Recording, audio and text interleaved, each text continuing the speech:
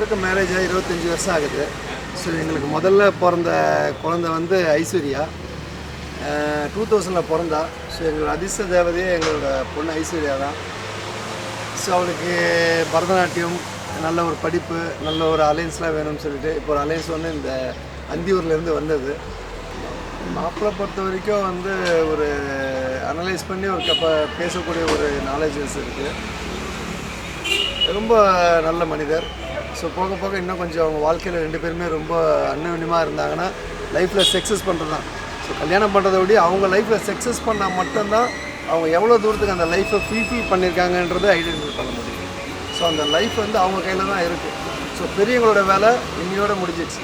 Now that she's married, we are all happy for her, and yeah, I hope she's happy in her life because she's gone through a lot, and I hope she's happy and she deserves all the love in the world, and yeah. Happy married life, Aisha and Vikram.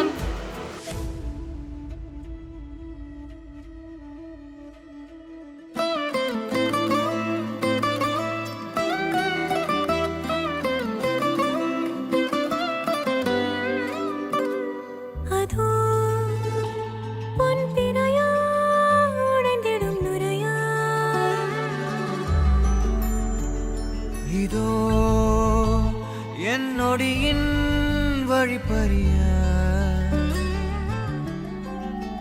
நாளும் கரையோடும் மலையோடும் உறவாடும் கிழிஞ்சல் போல் என் நெஞ்சம் விலையின்றியா.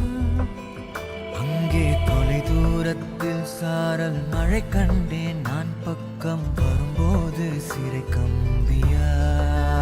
தவறென பார்த்து கண்ணென்று கலை செய்யதே, தரிசன பார்த்த மேகங்கள் கடல் பேயுதே. கண்கள் காரணம் தேடுதே, உன்னை வந்து சேருதே. போதை கனவே கனவே போதாதிரு நீ, போதை கனவே கனவே போதாதிரு நீ, போதை கனவே கனவே வாழ்வாயிரு நீ, போதை கனவே சிறகாகிடு. நிஜமே நிஜமே நீங்காதிரு நீ, தேரும் தினமே தினமே தேங்காதிரு நீ. நாளை இனிமே அனலாய் மேலே விழுந்தால் போதை கனவே குறையாயிரு நீ.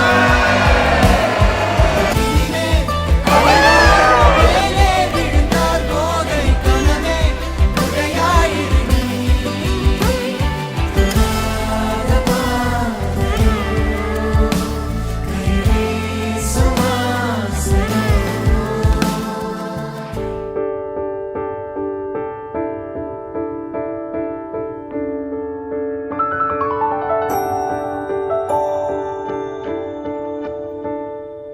நான் பிழை நீ மழலை, எனக்குள் நீ இருந்தால் அது தவறே இல்லை.